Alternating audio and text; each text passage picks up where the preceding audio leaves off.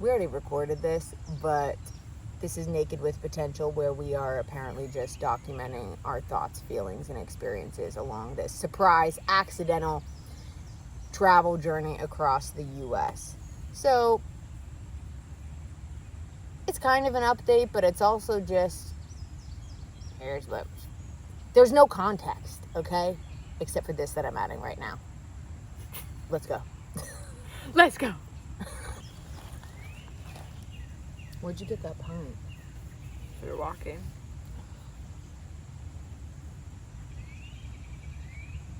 I'd like to get one. Give me entertainment for a minute. I'll just sit here. Here, have one. There's enough to share. You see that? There's always enough to share. Stop hoarding. It's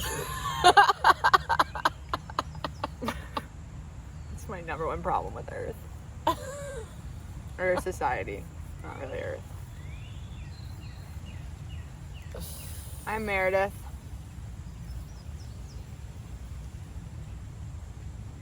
This is Kayla. I'm gonna jump right in because I've been an emotional basket case. Salt Lake City really effed me up. For starters, we're back on the East Coast. We're in Virginia. We're in Virginia, D.C. area. We're in Virginia, and last time I was here I was 21, so this is like a big homecoming for me. And I think that's why Salt Lake City really effed me up. It's because I had to be even more raw than I was to come here in my realness. To get down to the shadow, to the cracks in the foundation, to the deep level of my emotional baggage, emotional mask that I've been wearing most of my life, my emotional worries of the mind. And it all just stems back to how much I've overgiven. And instead of pouring all the love into myself, I've poured it into so many other people or other situations where it just fucking killed me. It fucking killed me. And the reality that has sit in here now that the last time I was here I was 21, and it's almost like a second chance. Like, I could have stopped overgiving when I was 21 and I was here and I felt this power in me and this rawness that this landscape or spirit of the land once cradled me in, that feeling, but I ignored it. And I just kept going and going with the programming that was ingrained with me in all my life. So now I'm here again, fresh as fuck, in wounding, in emotion, in myself, in my heart, like the rawest I've ever been, actually more raw than I originally was when I was in my early 20s, and now it's just like I will not betray myself again. I will not dishonor myself again. So the last couple of days I've been really upset with myself. I've been angry with myself and sad, and I've been crying, and I've been a little depressy poo. But it's crazy. I'm so glad I'm finally here at this spot, sitting with these emotions, because all summer has been this huge build up to now, and I really do feel that and see that.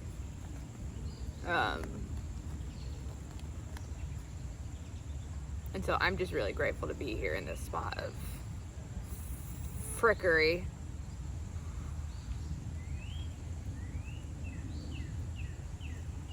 So I'm taking back me and being proud of myself for getting here, even though there's nothing else I'm proud of. This whole fucking life has just been a fucking torment.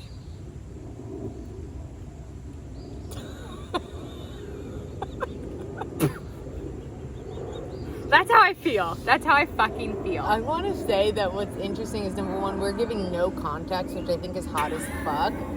Number two, I think, yeah, sometimes when expressing from like a really, like you're in a particular part of yourself and that's the part of yourself you're expressing from. And I feel like sometimes people read that and it's like, think that's the whole thing, but you're just like in it expressing one part of yourself, which I think is dope, if that makes sense. Like, of all of you, there's this one little part of you right now that you're sitting in, and that's the part of you're expressing from, and that's dope. Yeah. And that doesn't indicate any bigger picture. Yeah. I guess I say that to say, because like my mind wants to not work to make you feel better, but make you work to look at the bigger picture. But you don't need to look at the bigger picture, because this is the part of you that you're looking at right now and experiencing, and that's perfect. Yeah. And I know greatness is on the horizon. Like, don't fucking get me wrong. I'm a baddie for show. But yeah, it's beautiful to have this time and this moment supported by family, friends, and bestie, where I'm fully just allowed to be present in this frickery. Yeah, I don't have any other fucking I curse a lot when I'm angry. I don't have any other worry than myself right now, and I am grateful for this, that I get to sit in this depth and this discomfort. So yeah, it's also crazy just how much bullshit I put up with all my fucking life. So yeah. You feel like expanding upon any of the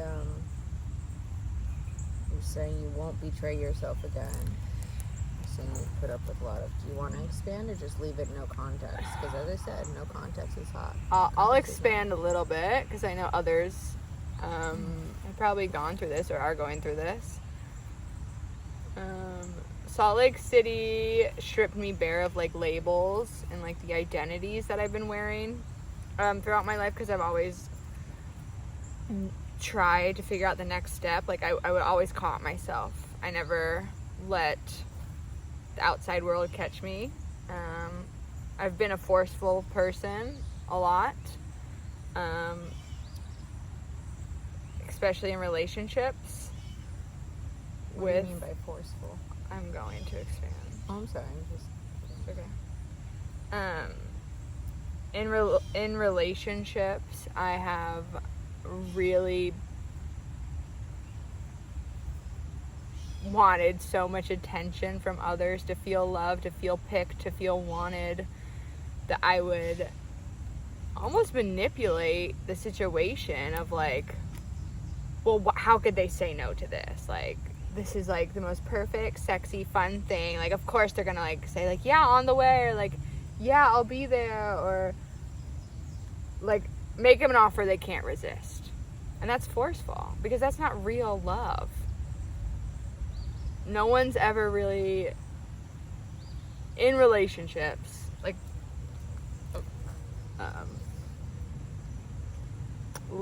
not friendships. Friendships have caught me here and there, but like sexual partners, my male counterparts, I've always sort of like,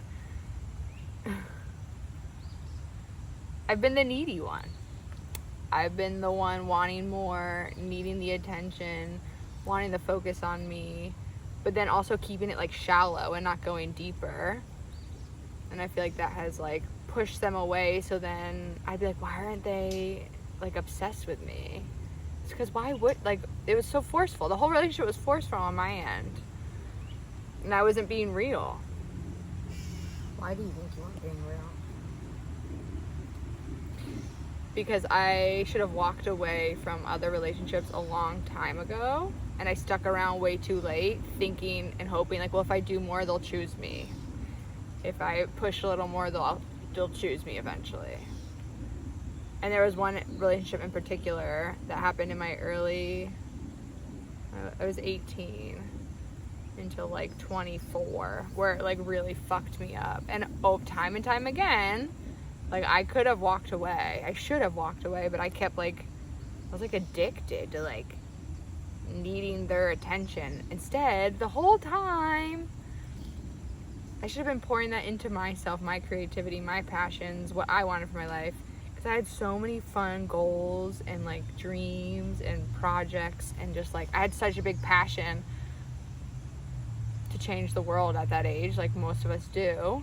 And instead of focusing on, you know, what do I want my life to look on the next 5 years, I was focusing on making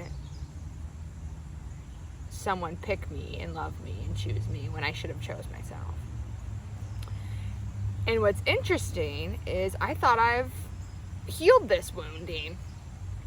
You know, I was like, yeah, I cut that cord, I did this, but being stripped down in Salt Lake City to no money, no job, no husband, no kids, no possession, no car, I was just me, really let me then take that meanness and break her open into that realness of like, oh fuck, my heart has been aching for so long for attention to come back home to me.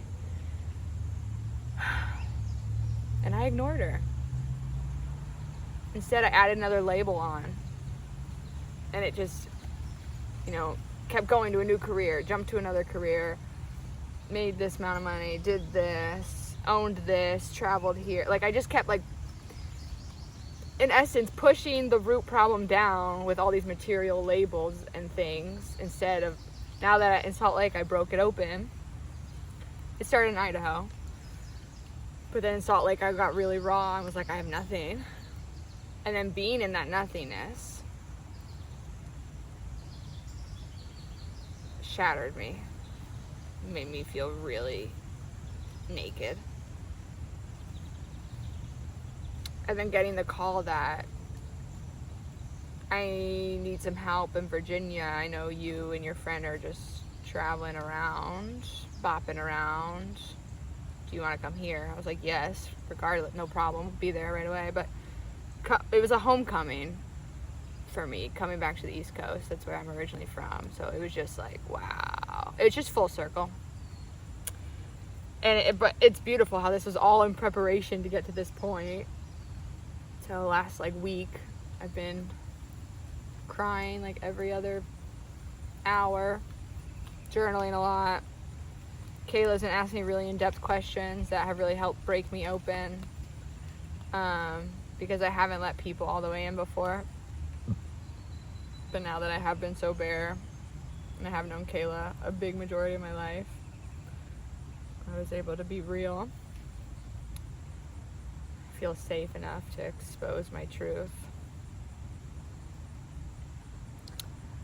Here I am. First of all, the way you communicated that with, like, once you were bare and realized you had nothing, only then did you break yourself open.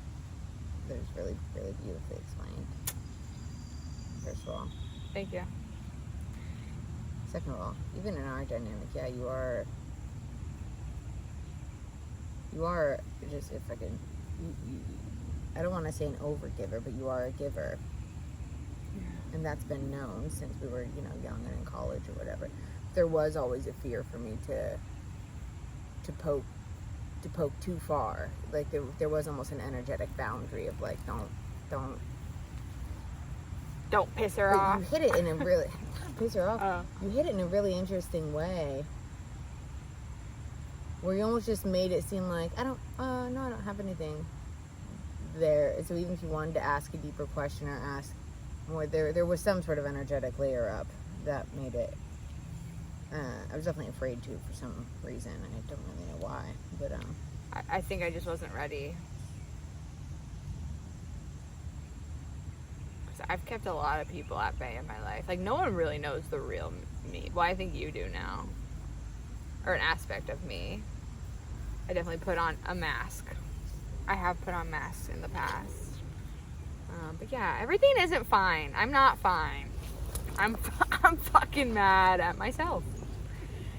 And I think a lot of people can relate to that. At the end of the day, like, we make these choices. We don't give ourselves enough love. We don't actually give ourselves the attention we need as adults. It's one thing when you're a child and you're seeking it outward. But there comes a certain time, I feel like, in my progress of life that I realized I wasn't getting attention outward, and instead of going inward, I kept searching outward and looking outward and trying to grab onto someone else when I should have been grabbing onto me. So yeah, July was intense for me. Well, at least we weren't intense. Yeah. We had homes to stay in. Yeah.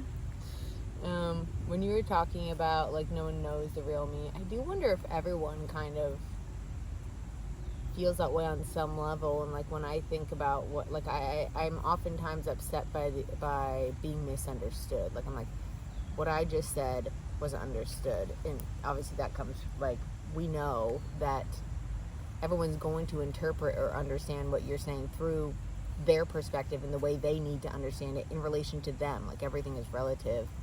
So it's funny. It's just like, so then why is that desire to still be understood present? I think that's part of the process of sort of letting go, I guess you could say. Yeah, I was thinking that. But also to be known is nice. I've had experiences lately, or when you think about, like, what you want, it's nice to be known, because then it's not just you that has to hold all of yourself. Someone else can hold some of you too, if they actually get it, if they actually know. Because we're big as fuck. It's hard to hold all this ass in one little package. This juiciness. And so it's nice when someone else can help hold all of you. Yeah. Now, obviously, I was, I think she's trying to hold me. I raise you up when I stand on mountains. I think it's also a thing of, like, people show you. They might not tell you they can't handle you, but they'll show you. And I was running around blind. Like, there were signs. There were signs. It was the consistent no responses. I remember when I was younger, I literally called someone like 48 times. I was like, why aren't they answering? And I was just like, I was so, like, mind struck, and I was just like, oh my god, like, that's bad. What's crazy is how opposite we are, because I'd be like, I can't even call once for fear of looking too needy, which it's the exact same. Yeah, it's the exact same shadow being expressed in two different ways. Yeah. Not one is. They're just two different ways of expressing the exact same fear. Mm-hmm. How embarrassing am I? Oh my God. I mean, it's also embarrassing on this end to not even put yourself out there for fear of. One is run by fear, and one is like, I need this. Yeah. But at least you're saying, I need your attention, please. Like, at least you're stating your needs. That's badass, dude. But also very psychologically manipulative. Right. Like, if you're not going to give me attention, I want you to, like, see that I've called multiple times, so now you're going to feel bad, and then you're going to want to call me. Is that how your mind works? That's like a level it went to. So that they would feel bad. This Yeah. is interesting. In the moment. Because, again, it's just where the mind goes. So I wouldn't think they're going to feel bad. I would think they're going to think less of me. So, yeah. So now I'm just getting real about what the fuck do I want. Which I have been, but it's hitting different now that I'm at this layer of the bottom. I'd be surprised if I can go any deeper. I mean, I feel like I've hit the bottom. Rocks. We're at the foundation. With that being said, I also have no money. And it's just a new way of living. With no money? I think we should do a follow-up video of why in the fuck why do we have no money? Why are we here without, because we're not ludicrous. We understand. I think I've said this in other videos too, that we were going to do this and then we don't. But we're not ludicrous. We understand how the world operates. We're not living in la la land. This just accidentally fucking happened, okay? Yeah. And we are where we are now. Yeah. And it's a beautiful thing. I had to get to this point. We will be met with circumstances in our external reality that break us to fuck down. Yeah, and if I was still comfortably living somewhere, I wouldn't have gotten to this depth inside me. Because I needed to get raw and real with myself because I was in a very ugly cycle. It was just ugly. So now I'm here. Well, Meredith, I love you and I think you're beautiful and I'm glad we're here. Thank you. I love you too. You are also beautiful. And I am glad that we're here. Sometimes it helps me to put rocks on my leg. Okay, well. No, keep going. I'm sorry. That might be you. No, keep saying nice things about me. Go ahead. Hey, well, rock girl. We got a rock girl on our hands. So. I feel like you got it all. Yeah, I was just thanks for listening to my. Thanks for listening to my rocky situation. It's just like a diary. That's what I like it. Yeah. And it's nice to have a space to share. I do feel like sharing more because I do think more people have been in really stuck cycles with relationships, and one day I will, but as of right now, this is all for me. Fuck yeah. And I'm so happy I'm here and with this naked potential because this is so raw and real, and I don't give a fuck. Also, it's become clear that a lot of people watching these think that we are going to be getting naked. So, contact us. For money.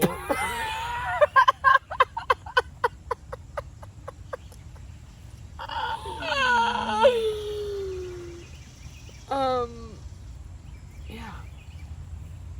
That's mostly a joke. Relax, Mom.